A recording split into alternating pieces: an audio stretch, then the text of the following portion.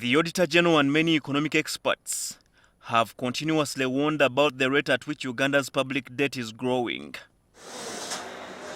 As of June 2020, Uganda's debt burden stood at 56 trillion shillings, while the Bank of Uganda Monetary Policy Report of October 2020 put the figure much higher at 63 trillion shillings. However, such a financial threat has not stopped Parliament from passing a 234 billion loan to recapitalize the Uganda Development Bank. Of the 234 billion, 54 billion is to be borrowed from the European Investment Bank, 36 billion from the International Islamic Trade Finance Corporation, 72 billion from OPEC Fund for International Development, and 72 billion from the Arab Bank for Economic Development in Africa. Only well-to-do people are accessing this money.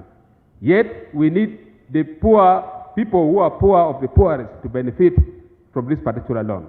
UDB, which is a commercial bank, which I can see they have brought their accounts, the expenditures alone of the bank, administrative costs, are over 10 billion per year. And seriously, where are we going? UDB has lately been in the spotlight on how it handled the 504 billion COVID-19 stimulus fund meant to bail out companies in sectors most hit by the COVID-19 pandemic.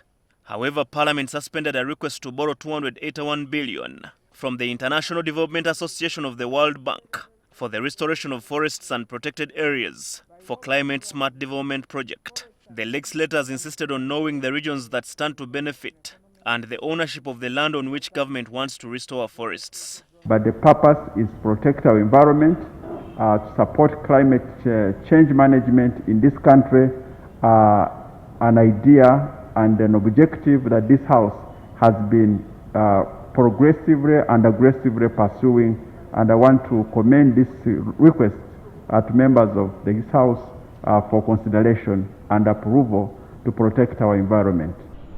Now I'm wondering, when we get this loan, how shall we protect the loan, this forest?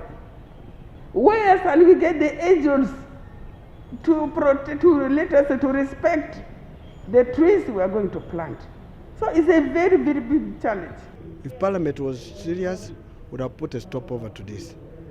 But for it to really allow the appetite for Minister of Finance to borrow anyhow, we're selling our country at a very, very cheap price. As we speak now, servicing of debt is now number one. And now the country is borrowing for forests. Kakungul planted trees in eastern Uganda, never borrowed money. I have never seen, these trees were cut by this government. When you go along Mitiana Road, there was a forest along Bujuko, Masaka Kampilingisa. They wanted to cut Mabila down. And the fear is, people think that when they are forests, they can go back to the bush and fight the sitting regime. Now, how do you borrow money to plant trees? Meanwhile, State Minister of Finance David Bahati tabled another request of 1.4 trillion shillings to renovate the Kampala-Malaba meter gauge railway. The money is to be borrowed from the African Development Bank and the Corporate Internationalization Fund of Spain. The Ministry of Finance has continuously maintained that Uganda's public debt is still within the manageable margin. Herbert Zziwa, NTV at Parliament. Trees in order.